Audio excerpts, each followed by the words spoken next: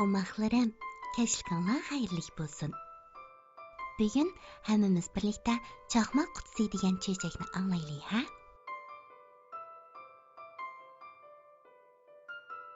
Taş yo'lda bir askar bir ishkiga dastlab meng'iyotdi. U bir harbiy yurish xaltasini yudib, beliga bir qilish esib olgandi. Chunki u necha qitim urushga qatnashgan. Hozir uyga qaytyapti. U yo'lda bir qiyri pirxonga uchrab qoldi.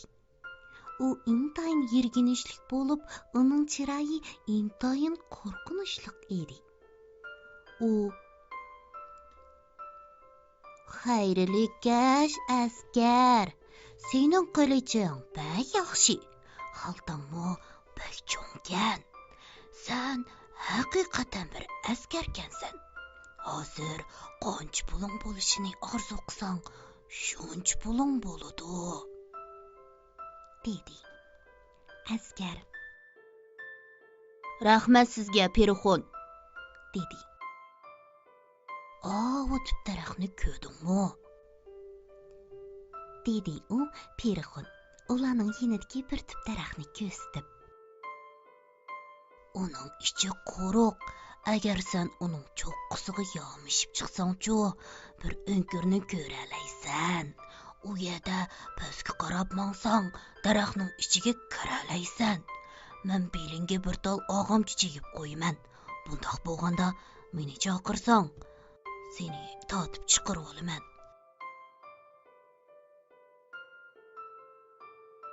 "Men daraxt uyga berib nima qilaman?" deb so'radi askar. "Pul olasan", deb javob berdi Pirxon. "Bilib qolasan, daraxt ostiga kirgandan keyin kang ketgan koridorni ko'rasan. U yer bak yo'ruq, chunki u yerda nurg'un chiroq yondirilgan. Sen 3 eshikni ko'rasan, hammasini ochqili bo'ladi. Chunki ochqo'sh eshikning qulpiga seliqliq. Birinchi uyga kirsang, ichidagi bir cho'ng sandiqning ustida bir it o'ltirganligini ko'rasan. Uning ko'zi nihoyatda yo'g'on, xuddi bir jup stakanga o'xshaydi. Lekin uning bilan ko'ring bo'lmasin. Men ko'k qatosh chiroqli partuqni senga beraman. Sen uni yerga silib, ondan darhol berib, yiliq itni quchoqlab, mening partuqimning ustiga qo'yib qo'y. Ondan sandiqni ichib, qancha pul olmoqchi bo'lsang, shuncha pul olsang bo'ladi. Bu pullarning hammasi misdan qo'yilgan. Lekin sen kumush pul olmoqchi bo'lsang, ikkinchi uyga kirishing kerak. Biroq u yerdami bir it o'ltirdi. Uning ko'zi suvchoq baligidek cho'ng. Lekin uning bilan koringiz bo'lmasin. Uni partuqimga qo'yib, ondan pulni olgin. Biroq agar sen oltindan qo'ygan pulga erishmoqchi bo'lsang, sen bu maqsadingga yeta olaysan. Qanchalik ola olsang, shunchalik ola olaysan.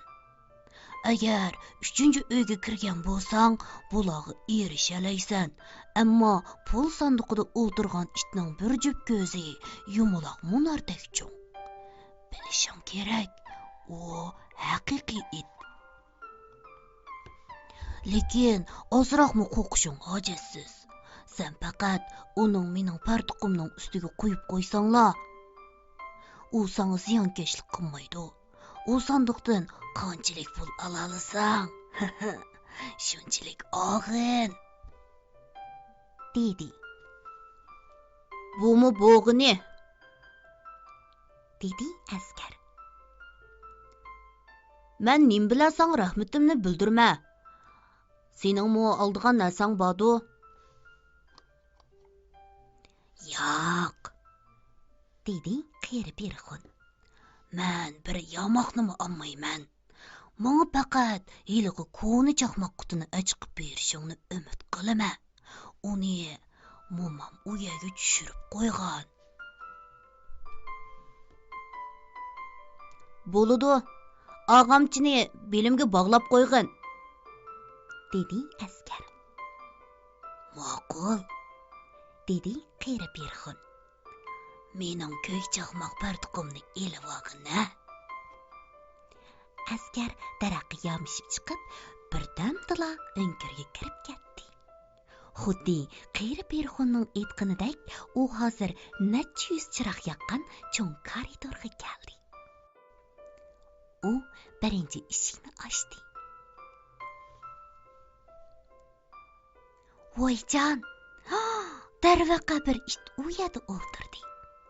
Ko'zi istakondek cho'nglikda bo'lib, uningga tikilib qarab turadi. "Ha, umoq!" dedi askar. Shuning bilan u uni quchoqlab partuq ustiga qo'ydi. Ondan u nurg'un nistanga oldi.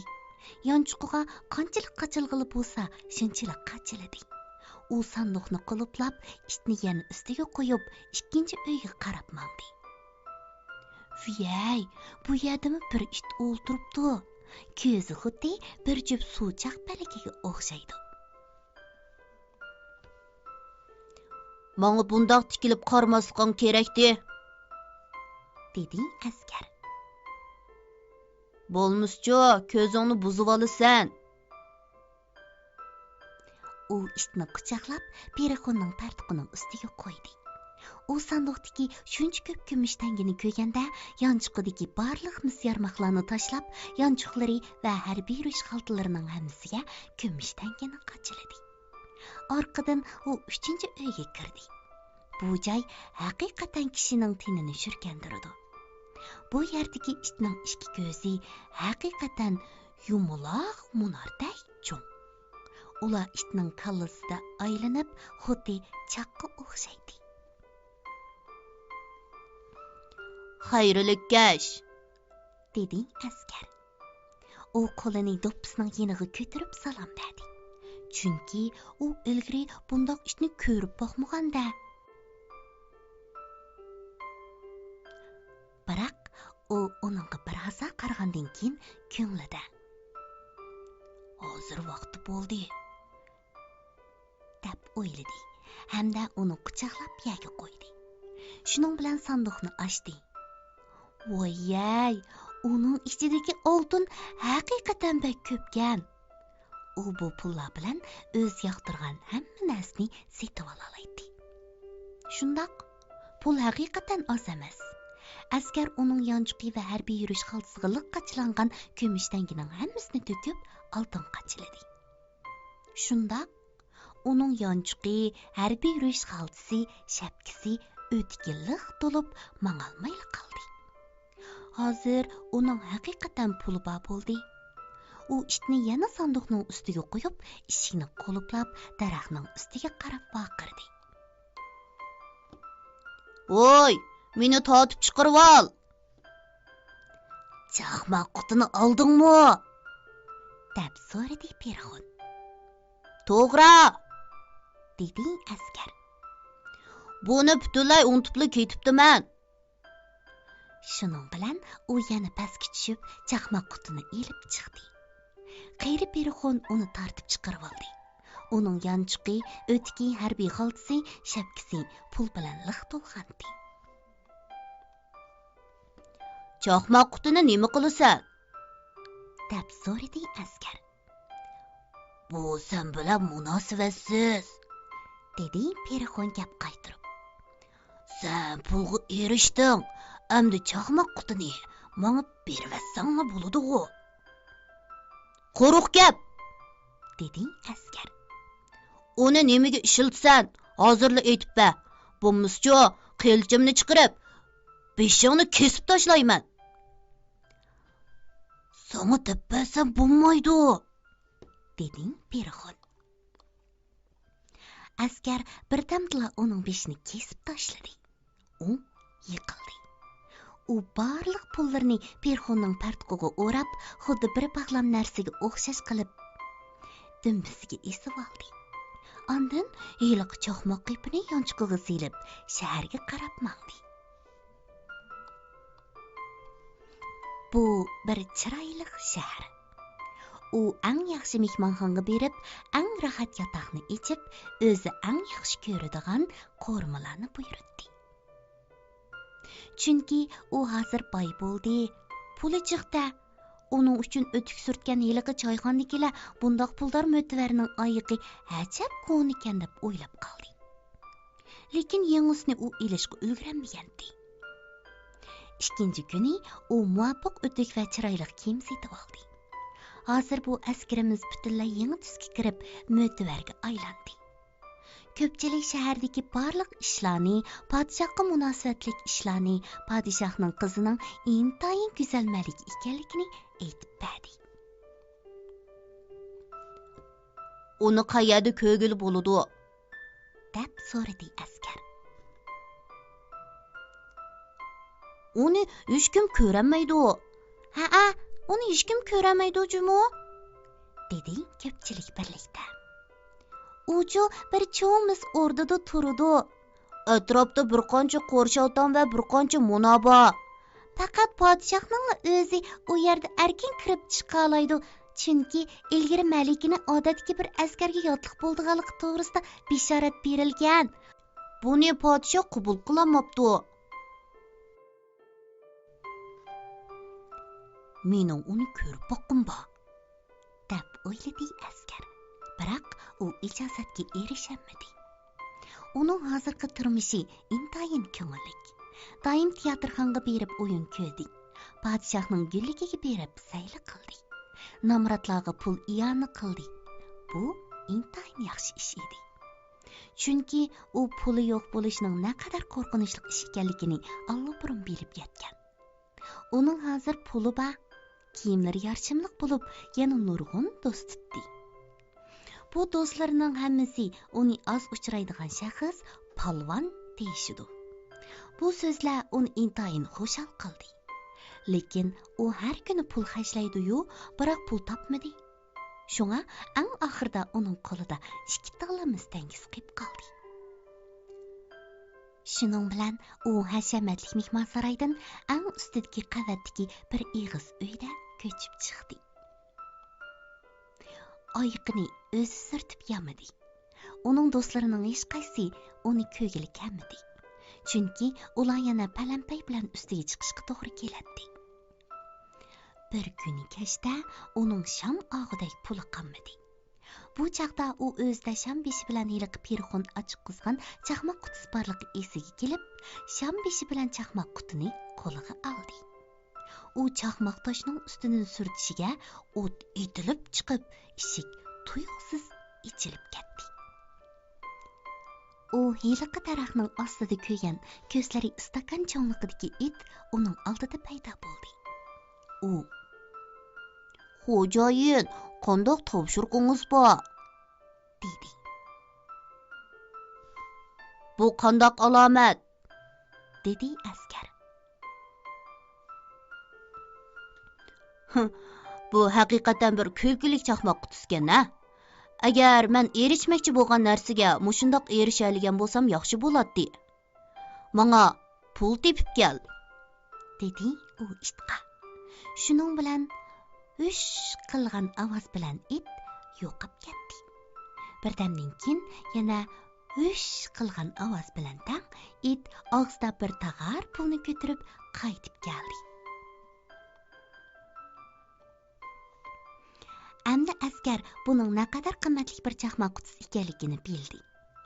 U uni surtib qo'ysila, mispul qachilangan sandiqda o'ltirgan it keladi. Agar u uni 2 qitim sursa, kumushi bor it keladi. Agar u 3 qitim sursa, oltini bor it paydo bo'ladi. Hozir bu askar yana hili hashamatli uyga ko'chib kirib, chiroyli kiyimlarni kiyib oldi. Uning barliq do'stlari darhol uni tanidi hamda uningga intayin ko'ngil bo'ldi.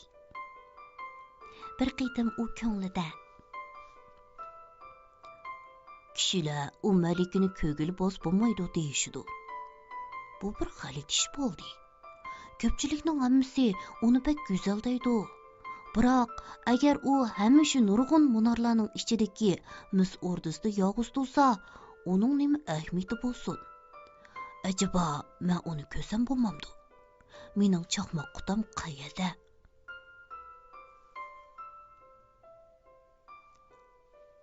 u o't chiqirib edi. Ush qilgan ovoz bilan tang hiliqi ko'zi istakanga o'xshaydigan it sakrab chiqdi. Hozir yerim kecha bo'lib qoldi, dedi askar. Biroq mening u malikini ko'rib boqqim bor. Birdamda bo'lsa-mu mayli. It darhol sirtqa yugurib chiqib ketdi. Askarning o'ylagandek u birdamda malikini boshlab qaytib keldi. Malika itning dumisida yetib uxlab qolgan edi. Hamma odam uning haqiqiy malik ekanligini bilib olaydi. Chunki u pek chiroyli edi. Bu askar o'zini tutib olamay uni suyib qo'ydi. It malikini yana qaytirib ketdi. Biroq tong otgandan keyin podshoh va xonishlar atigalik nashta qilayotganda malika ularga kechida ajoyib tush ko'rganligini, tushida bir it bilan askar borligini, o'zining itga minganligini, askarning uni suyganligini aytdi. Bu intoyin qiziqarli hikoya ekan, dedi podshoh. Shuning bilan ikkinchi kuni kechida qeri kenizak malikining karitining yonida turib, buning zodi tush yoki boshqa narsa ekanligini ko'rib boqmoqchi bo'ldi. Heliq askarning bu o'maq malikini yana bir qitim ko'gisi keldi. Shuning bilan it kechda yana kelib, malikini yudib tezdan qochib ketdi. Heliqi qeri kenizak darhol oyog'ini kiyib, o'xshash surat bilan kaynidan qo'g'ladi. U ularning bir cho'ng uyga kirib ketganini ko'rib, "Men hozir bu yerni bilib oldim", deb o'yladi. U bu ishga axbor bilan yo'g'on bir rasm suzib qo'yib, ondan qaytib ketib uxlab qoldi. Uzoq o'tmay it malikini qaytirib keldi. Biroq u askar o'tirgan uyning eshigiga bir parcha rasm suzganligini ko'rib, u bir tal bor bilan shahardagi barliq eshiklarga rasm suzib qo'ydi. Bu ish nihoyat aql bilan qilingandi. Chunki hamma eshikda rasm bor bo'lsa, u qeri kenizak topolmaydi emasmi? Saharda podshoh, xonish, yilqi qeri kenizak va barliq amaldorlar xili burilib kelib, malika bo'lgan joylarni ko'rib kelmoqchi bo'ldi. Podshoh tunchi rasm bor eshikni ko'rganda, u "Mushiya shu", dedi. Lekin xonish yana bir eshikdimi rasm borligini bayqab, "Suyimlikim, bu ya emaskan-ku", dedi. "Au yerda birsi bor-a?" Chunki ular nagila qarasa ishga rasm sizilganligini ko'rdi. Shung ular yana izdaversa, hech qanday natijaga erishamaydigandek his qildi. Biroq xonish intayin aqlli ayol edi. U faqat to'chaqliq ot arvasiga o'ltirishni bilib qolmay, yana boshqa ishlarni qila oladi. U bir oltin qaychini ilib, bir podshoyini necha parcha qilib kesib, noyda kichik bir xalta tikdi. Xaltaga nihoyatda ushoq qora bug'doy uni silib, bu kichik xaltani malikining dumisiga bog'lab qo'ydi. Ondan u xaltaning ustidan kichik bir eg'iz kesib qo'ydi. Malika manganda yo'lga upichi chilatdi. Kechda yana keldi. U malikini yudib askarning yoniga ilib bordi. Bu askar hozir bu malikini intayin yaxshi ko'rdi. Uning shahzoda bo'lib, maliki bilan to'y qilg'isi bor.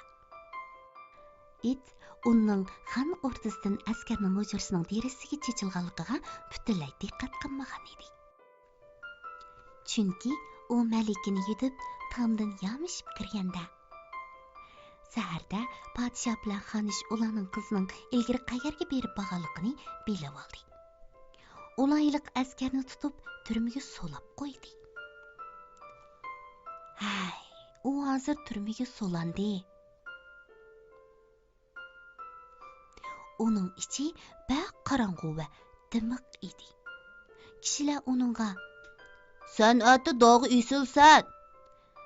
Siz ati dorg'i esilsiz", dedi. Bu gap anglamoqqa qiziqarli emas edi. uning ustiga u chaqmoq qutisini mehmonxonaga tushirib qo'yibdi. Atis atiganda u derazaning temir reshatkasidan nurg'un kishilarning shahardan chiqib, uning darg'a esilganligini ko'ngili kelganligini ko'rdi. U dumboq ovozini angladi. Askarlarning qadam tashlab kelayotganligini ko'rdi. Hamma odam sirtqa qarab yugurdi. Bu kishilarning orasida Mozdozning shogirdi bor ekan. U yana xo'rim partoq va bir jup sotmakash kiyibdi. U shundoq tez yugurdiki, hatto uning bir jup sotmakashimi uchib ketib, tomga tegib ketdi. Heliq askar shu yerda o'ltirib, temir reshatkaning keynida sirtqa qarab o'tdi. "Hey, Mozdoz shokichi, buncha oldirma", dedi askar uningga. "Men maydonga berishdan burun ko'gidek narsa yo'q. Biroq agar sen men turayotgan joyga berib, mening chaqmoq qutamni olib kelsang, senga 4 yem beraman. Biroq tezroq bo'lishing kerak." Bu Mozdozning shogirdi shu 4 yem pulga erishishni bak orzu qildi. Shunga oyoqni kiymay yugurib berib, heliqi chaqmoq qutisini elib, bu askarga topshirib berdi. Shuning bilan bir vaqtda biz hozirgi hikoyada qanday o'zgarish bo'lganligini bilalaymiz. Shahar sirtiga bir egiz tor tiklandi. Uning atrofida nurg'un askarlar va puhralar turardi. Podshoh bilan xonish, sotchi va barliq zostatilla oldidagi hashamatlik bir taxtda o'ltirdi. Heliq askar palampayning oldiga hozir bo'ldi. Biroq kishilar og'amchining uning bo'yniga sag'anda, u bir jinoyatchi so'roqni qabul qilishdan burun kishilar uning bir talabini qondirish kerakligini, uning tamaki chekib ketganligini, shundaqla bu uning bu dunyoda chekkan eng oxirgi bir tal tamakisi ekanligini aytdi. Uning bu talabiga podshoh yo'q deganmidi. Shuning bilan askar chaqmoq qutisini ilib bir necha qitim o't yondirdi. 1, 2, 3. Tuyuqsiz 3 itning hammasi sakrab chiqdi. Birining istakandek yo'g'on, birining so'chaq balikidek yo'g'on, yana birining yumaloq munardek cho'nglikda ko'zi bor edi. "Menga yordam qilgin, meni dorg'a isib o'ltirmusin", dedi askar. Bu chaqda bu necha it so'chchilar va barliq so'chchilarga etilib kelib, bu odamning putini so'rasa, uning burnini tishlab, ularni osmonga necha gaz egizlikka otdi. Ular yerga tushganda bo'lsa, go'sht qiymisiga aylangan edi. "Menga bundoq qilsang bo'lmaydi", dedi podshoh. Biroq eng cho'ng it yanla uni va uning xonishini tutib, ularni boshqalar bilan birga tashlab etdi. Barliq askarlar qo'rqib ketdi. Puhralarmi vaqirab turib, "Askar, sen bizga podshoh bo'l.